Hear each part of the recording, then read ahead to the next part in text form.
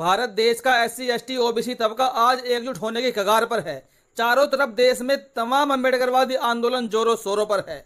और साथियों, जैसे जैसे देश की सरकार SC ST OBC के विरोध में कोई भी फैसला करती है तो देश के तमाम बहुजन पत्रकार, तमाम सोशल एक्टिविस्ट और तमाम वो युवा जो हर समय सरकार की एक एक एक्टिविटी पर नजर गड़ाए रखते हैं, तो वो एक पल में कांग्रेस की नीतियों का भंडाफोड़ कर देते हैं। और जिसके कारण आज देश में तमाम SC ST व OBC लोग एकजुट होते हुए दिखाई दे रही हैं और लगातार चारों तरफ से आंदोलनों की आवाज भी आ रही है। और एक ऐसा ही आंदोलन और दिल्ली के अंदर 11 तारीख को होने जा रहा है, जिसको बुलाया भीम आर्मी प्रमुख चंद्रशेखर रावण ने। आप जानते हैं सुप्रीम कोर्ट ने जो 1 अगस्त को फैसला दिया था SC ST आरक्षण में वर्गीकरण के लिए, उसके विरोध में चंद्रशेखर रावण 11 सितंबर को दिल्ली में बड़ा आंदोलन करने जा रहे हैं। और 10 सितंबर को भी दिल्ली के अंदर बहुजन समाज के बुद्धिजीवी अपना एक अलग बैठक करने वाले हैं। और अब मैं आपको बताऊंगा हरियाणा में विधानसभा चुनाव को लेकर जो खींचतान जारी है, उसको लेकर साफ साफ देखा जा रहा है कि हरियाणा में बीजेपी को करारा झटका लगातार लग रहा है। बीजेपी के कम से कम 25 दिग्गज नेता बीजेपी से इस्तीफा देकर छोड़कर चलते बन चुके हैं। और साथ ही अगर बात करें कांग्रेस की, तो कांग्रेस में भी 2 फाड़ होते हुए नजर आ रहे हैं। अभी खबर सामने निकलकर आ रही है कि भूपेंद्र हुड्डा अपनी नई पार्टी का ऐलान भी कर सकते हैं, क्योंकि भूपेंद्र हुड्डा को बनना है हरियाणा प्रदेश का मुख्यमंत्री। लेकिन कांग्रेस अगर नहीं मानती है तो भूपेंद्र हुड्डा भी कांग्रेस से अलग होने को तैयार है।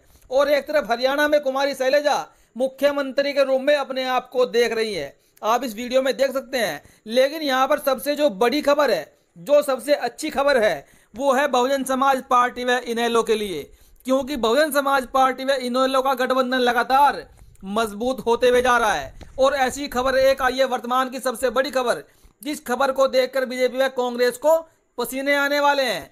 साथियों, बीएसपी और इनेलो का कुनबा लगातार बढ़ता हुआ जा रहा है और बसपा और इनेलो प्रत्येक सीट पर छांट छांट कर दबंग और कद्दावर प्रत्याशियों को मैदान में उतार रही है। और जो फूट अब से लगभग 7 साल पहले, 6 साल पहले इनेलो पार्टी में पड़ी थी, अब वो फूट खत्म होने वाली है।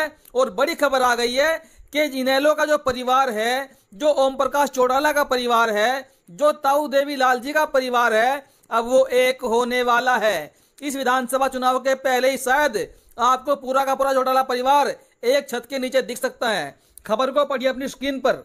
हरियाणा चुनाव में एकजुट हो सकता है देवीलाल का परिवार, दिग्विजय बोले। ओम प्रकाश चौटाला चुनाव लड़े तो नामांकन वापस ले लूंगा। आदित्य की इनेलो में वापसी संभव है। हरियाणा में देवीलाल परिवार फिर से एक हो सकता है।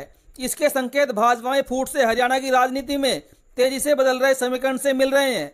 2019 विधानसभा चुनाव से पहले अलग हुआ चौटाला परिवार 2024 विधानसभा चुनाव से पहले एक हो सकता है। आज डबवाली में इसके संकेत दिग्विजय चौटाला ने दिए हैं।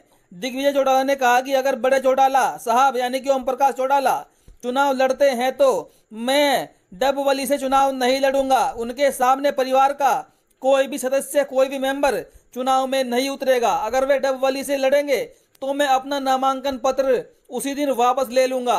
ओम प्रकाश चौटाला की तारीफ करते हुए दिग्विजय ने कहा कि वो शेर हैं, उनके जैसा हरियाणा में कोई दूसरा नहीं है।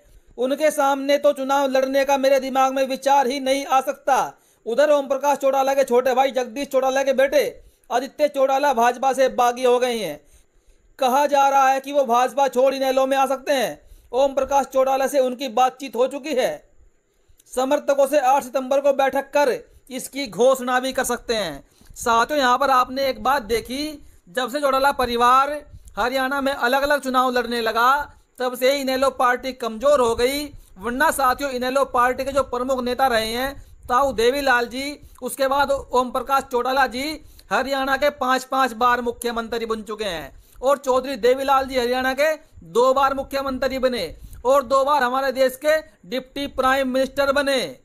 लेकिन इसमें सबसे बड़ा फायदा होने वाला है बहुजन समाज पार्टी व इनेलो गठबंधन को, क्योंकि इनके सामने अब कांग्रेस और बीजेपी पिछड़ती हुई नजर आने वाली है। जिस दिन चौटाला परिवार एक हो गया तो यकीन मान के चलिए कि पूरे हरियाणा में कम से कम 60+ सीटें इस गठबंधन की बड़े आराम से आ जाएंगी, जिसमें बहन कुमारी मायावती का मुख्य रोल होगा। और जिन 37 सीटों पर बीएसपी चुनाव लड़ रही है, उन 37 सीटों में से लगभग बहुजन समाज पार्टी 22 से 25 सीटें जीत कर आएंगी। ये साथियों बहुजन समाज पार्टी के लिए बहुत बड़ी खुशखबरी है।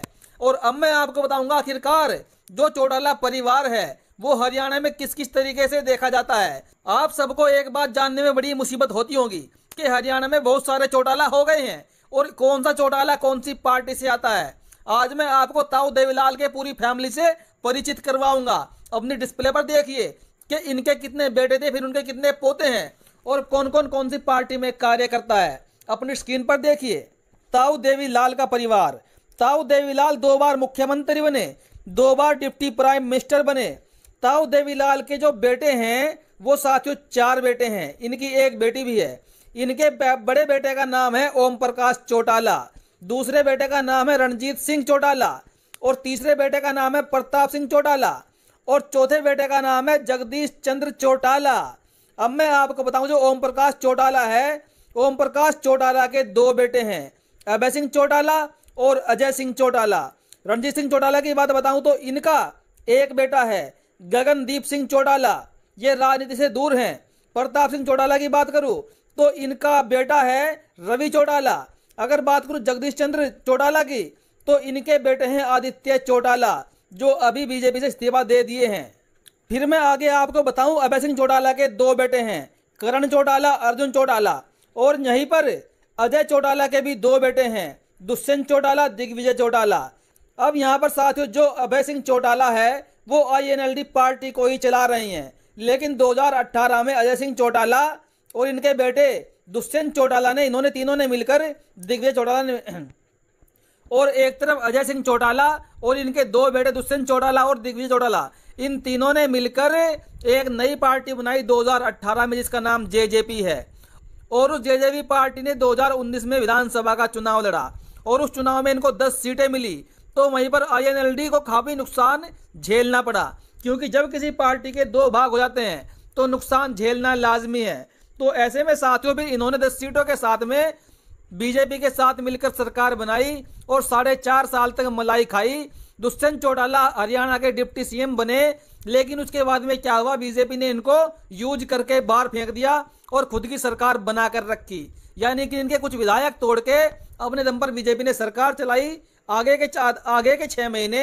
लेकिन अब दुष्यंत चौटाला ने अपनी पार्टी का गठबंधन चंद्रशेखर रावण से कहा है। लेकिन जो खबर साथियों आपके सामने आई है कि चुनाव से पहले ही एक हो सकता है ताऊ देवीलाल का परिवार। अगर साथियों ताऊ देवीलाल का परिवार एक हो जाता है तो यहाँ पर कांग्रेस और बीजेपी को बहुत बुरे दिन देखने पड़ सकते हैं, क्योंकि ताऊ देवीलाल का परिवार एक हुआ तो पूरे हरियाणा का मजदूर, किसान, जाट, सिख एक होने में इनको देर नहीं लगेगी। और अगर ये एक हो गया तो इन सबका वोट एक तरफा INLD के पाले में चला जाएगा और बहुजन समाज पार्टी को मिल जाएगा, क्योंकि उन दोनों का गठबंधन है और बीजेपी और कांग्रेस हाथ पे हाथ रखकर देखती हुई रह जाएगी। ये वर्तमान की सबसे बड़ी खबर है। और एक तरफ साथियों आपको पता है दिल्ली के अंदर राजेंद्रपाल गौतम ने आम आदमी पार्टी छोड़कर कांग्रेस ज्वाइन कर ली और इनको लेकर गौरव पाल ने बहुत एक अच्छी पोस्ट लिखी है। इस पोस्ट को मैं आपको दिखाता हूं। राजेंद्रपाल गौतम ने आज आम आदमी पार्टी से इस्तीफा दे दिया। उन्होंने आप पर भाजपा की विचारधारा पर काम करने, दलितों और दलित नेताओं से भेदभाव करने के आरोप लगाए हैं। राजेंद्रपाल गौतम ने कहा, आप इंडिया गठबंधन के मुद्दे जैसे जाति जनगणना पर भी सहमत नहीं है। पिछले साल जब गौतम बाबा साहब की प्रतिज्ञा दोहराई थी, पिछले साल जब राजेंद्रपाल गौतम ने बाबा साहब की 22 प्रतिज्ञा दोहराई थी तो उनको मंत्री पद से हटा दिया गया था। अंबेडकर के नाम पर वोट लेने वाले अंबेडकर की विचारधारा और प्रतिज्ञा से इतनी नफरत क्यों करते हैं? अब राजेंद्रपाल गौतम जी ने कांग्रेस का रुख कर लिया है। मैं तो कहूंगा कांग्रेस की सदस्यता ग्रहण करते समय भी एक बार फिर आप बाबा साहब की 22 प्रतिज्ञा दोहरा दीजिएगा। कांग्रेस का अंबेडकर प्रेम भी आपको दिख जाएगा। ये करारा जवाब मिला है राजेंद्रपाल गौतम को गौरव कुमार की तरफ से। इनका कहना है कि जिस तरह आम आदमी पार्टी बाबा साहब से नफरत करती है, बाबा साहब के नाम पर वोट तो लेती है लेकिन उनकी विचारधारा को डुबोने का काम करती है, तो यहाँ पर इनको लगा कि आम आदमी पार्टी बिल्कुल बेकार है, वो दलितों का सम्मान नहीं करती। लेकिन अब ये साहब अपने स्वार्थ के लिए कांग्रेस में शामिल हो गए। जो इन्होंने 22 प्रतिज्ञाओं के नाम पर पूरे देश में एक फेम एक सहानुभूति बटोरी, दलितों के अंदर अपना नाम चमकाया, आइकन बने, लेकिन अब ये कांग्रेस में शामिल हो गए। क्या कांग्रेस में शामिल होते हुए ये 22 प्रतिज्ञा दोहराएंगे? क्या कांग्रेस दलितों से प्रेम करती है, दलितों को पकड़ पकड़ कर नौकरी देती है या उनको सम्मान देती है? शायद ये लोग भूल गए हैं कि ये वहां भी दरी बिछा रहे थे, अब ये कांग्रेस के आगे दरी बिछाएंगे।